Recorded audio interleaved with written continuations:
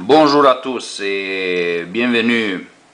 Et j'aimerais vous montrer quelque chose là que vous allez être surprise. Alors moi j'ai tombé dans l'admiration là. Franchement, ce que je vois là, vous allez jamais comme ça c'est exceptionnel. Alors, laissez-moi vous montrer euh, comment des gens ordinaires font des choses extraordinaires.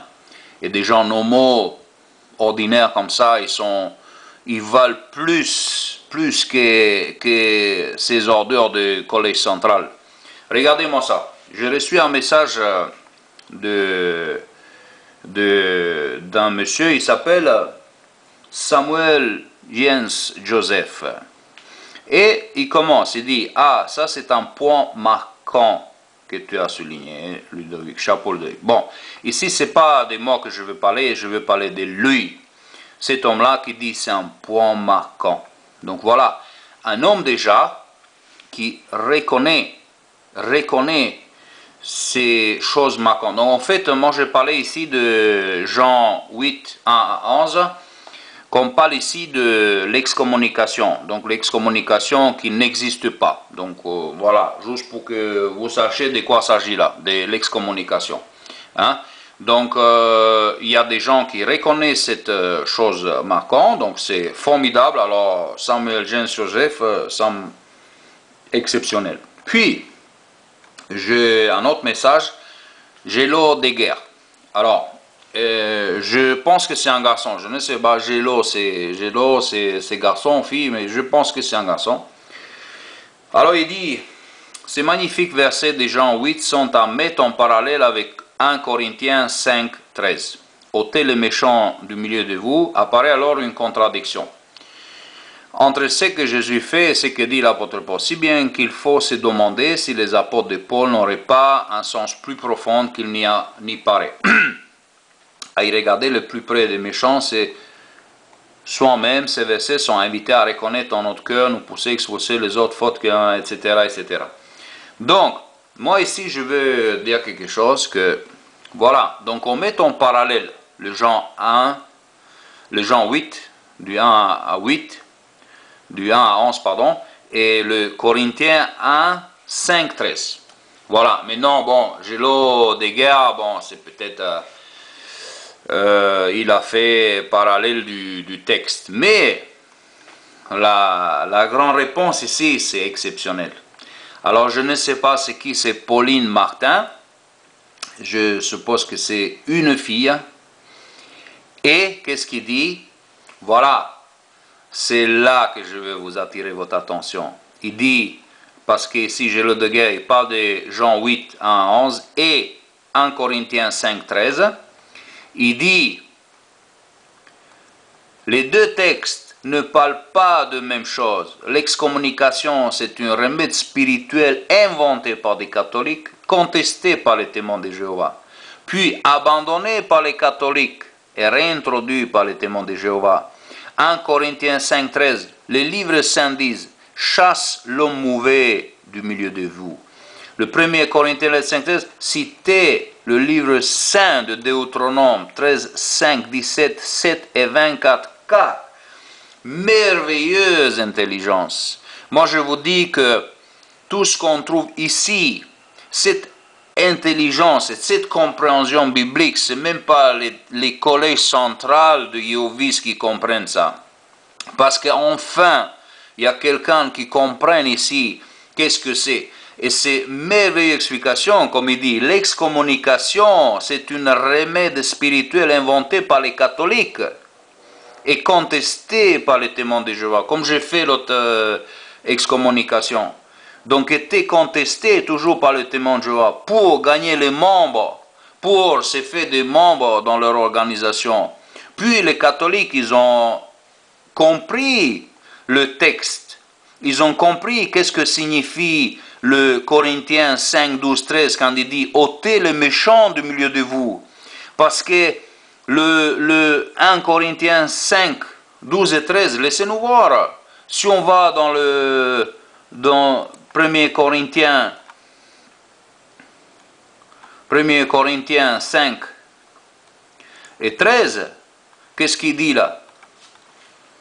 On voit qu'il parle de quoi là? Il dit, et c'est moi de juger ceux qui sont chrétiens, c'est là Dieu qui jugera. Vous devez juger ceux de votre communauté. Le livre saint le dit, chasse l'homme mauvais du milieu de vous. Le livre saint, mais qu'est-ce que c'est le livre saint? À l'époque, quand il n'y avait pas le Nouveau Testament, c'était quoi le livre saint? C'était le Torah.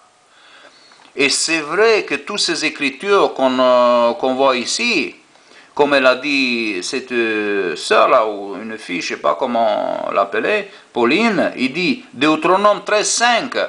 Allez, voyons le Deutéronome 13.5. Deutéronome 13 et 5, qu'est-ce qu'il dit là? C'est uniquement le Seigneur votre Dieu que vous devez suivre, c'est lui que vous devez suivre, c'est ses commandements que vous obéissez, c'est lui que vous écouterez, c'est lui que vous serviez et c'est à lui que vous attacherez. Bon, il faut faire mourir ce prophète ou cet homme qui voit des choses en rêve. Ah voilà, donc il faut les hommes mauvais, donc il faut faire mourir. Il vous a poussé par ses paroles à vous détourner du Seigneur. Le Dieu qui vous a fait sortir d'Égypte, qui vous a libéré d'esclavage, cet homme a voulu vous éloigner des chemins du Seigneur. Votre Dieu vous a livré, vous a commandé de suivre, ainsi vous enlevez le mal du milieu de vous. Ça c'est les collèges centrales ici, là, hein, quand il parle. Ici, il faut mourir ce prophète ou cet homme qui voit des choses en rêve. Fausses, bien sûr, qui parle de fausses. Donc, le méchant parmi vous, ça, c'est le faux prophète qui vous a poussé par les paroles de vous détourner du Seigneur. Voilà, ça c'est terrible ça. Mais ça, il n'y a pas de pardon. Parce que l'excommunication, elle n'a pas de place. L'excommunication, c'est juste une manipulation mentale, c'est tout. C'est un remède. Et si on va dans le 17 et 7, et il dit ici, les jugements dans le jeu, quelqu'un peut être été tué ou bien frappé ou blessé ou bien encore en cas de ses présents, ou le tribunal à l'endroit n'arrive pas à juger cette affaire. Alors vous irez au lieu que le Seigneur cherche, vous irez consulter le prêtre lévite qui sera service à ce moment-là, vous montreront comment juger cette affaire. Quelqu'un peut-être été tué ou bien frappé ou blessé. Voilà, donc il parle aussi de les jugements, etc., etc. Et le 24 et 7... Je ne sais pas cette Bible, ça, je ne sais pas moi. Si on lève un autre Israélite, il prend dans un esclave, il vend de l'argent, il faut faire mourir cet Israélite. De cette façon, vous ferez disparaître le mal du milieu de vous. Donc vous voyez ce que je veux dire. On parle toujours de cette méchanceté quand il dit de faire mourir cette personne. Donc on parle d'enlever le mal du milieu de vous. D'accord? Mais ce qui est très important ici, que je suis revenu vers lui, vers cette personne, et je dis, waouh, il y a quelqu'un qui suit, je te félicite, Pauline, bravo. Et c'était qui ces mauvaises? Sont les criminels, les porcs et les chiens, ceux qui sont dehors sont détruits. Car Paul, il dit à 1 Corinthiens 5.5 que livré cet homme à Satan, son corps sera détruit, mais par là lui-même pourra être sauvé au jour où le Seigneur viendra. Donc, laissez-nous voir encore cette 1 Corinthiens là. 1 Corinthiens.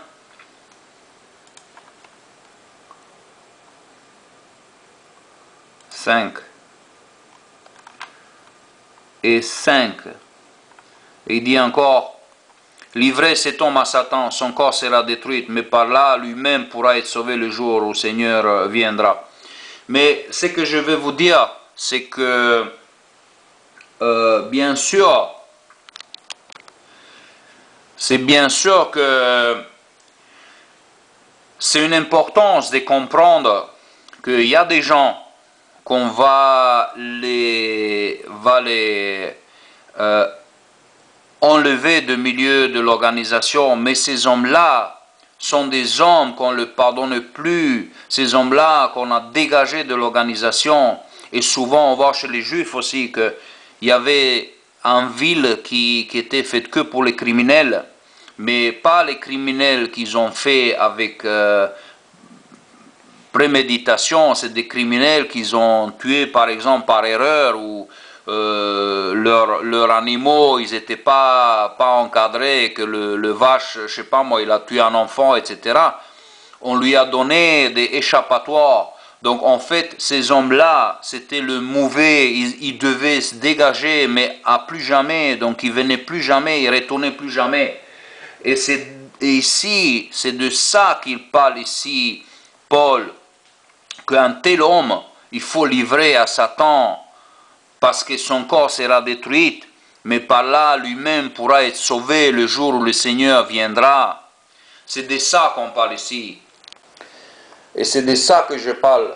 C'est ça que je veux dire, que ces gens-là, ils ont compris plus que le collège central. Car ici, on parle des hommes quand c'est fini, c'est game over.